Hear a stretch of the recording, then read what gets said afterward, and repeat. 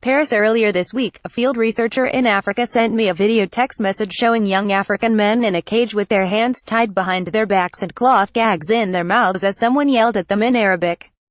According to my source, the video was secretly taken inside a camp in Libya, where migrants from all over Africa hoping to reach Europe are being blocked from doing so.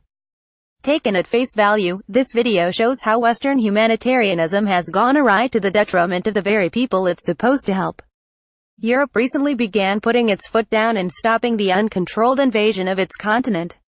But then a CNN report last week showed migrants in Libya being auctioned off as slaves. After the report was picked up by the French media, protests erupted in Paris. On Monday, French President Emmanuel Macron tweeted in French, "A French and United Nations mission has just traveled to Niger after Chad to protect refugees, including those evacuated from Libya.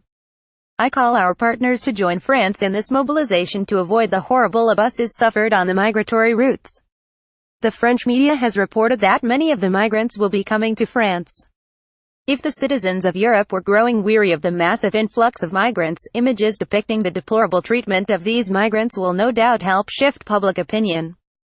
The ferrying of migrants across the Mediterranean to Europe by charity groups had all but stopped as Europe increased pressure on the Libyan Coast Guard to intercept the boats.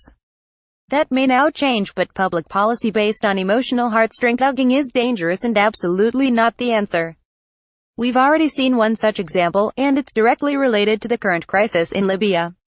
In 2011, when former French President Nicolas Sarkozy led the bombing of Libya with the blessing of NATO, his most prominent support for the intervention didn't come from the right but rather from the humanitarian left, which believed that removing Libyan dictator Muammar Gaddafi from power would allow Libya to flourish as a land of sunshine and rainbows. We learned that Gaddafi was killed by opposition rebels, but who exactly was responsible for his death? Libya's former transitional government Prime Minister, Mahmoud Jibril, told Egypt's Dream TV in 2012 that a foreign agent infiltrated into the revolutionary brigades killed Gaddafi. Corriere della Sera, a major newspaper in Italy, the European country with the longest and deepest ties to Libya, reported that diplomats in Tripoli had pointed the finger at the French secret services. While the people of France may have been cheering the elimination of a dictator possibly at the hands of their own country's agents, they failed to foresee how the rest of this chess match would play out. African sources have told me that Gaddafi gave many Africans work and ensured a basic level of stability and security in the region.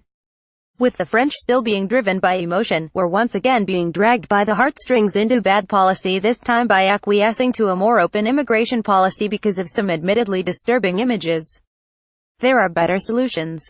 First off, how about taking a break from spreading democracy throughout the world via bombing campaigns? I supported the Iraq War back in 2003, but that was before realizing that these freedom-spreading and democracy-building projects, great in theory but are total failures in reality.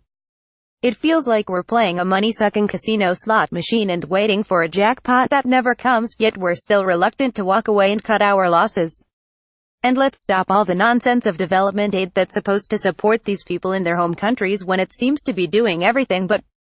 Why does assistance always have to be funneled through dodgy schemes like climate change projects that focus on abstract goals like fighting against carbon in the atmosphere rather than remedying actual poverty?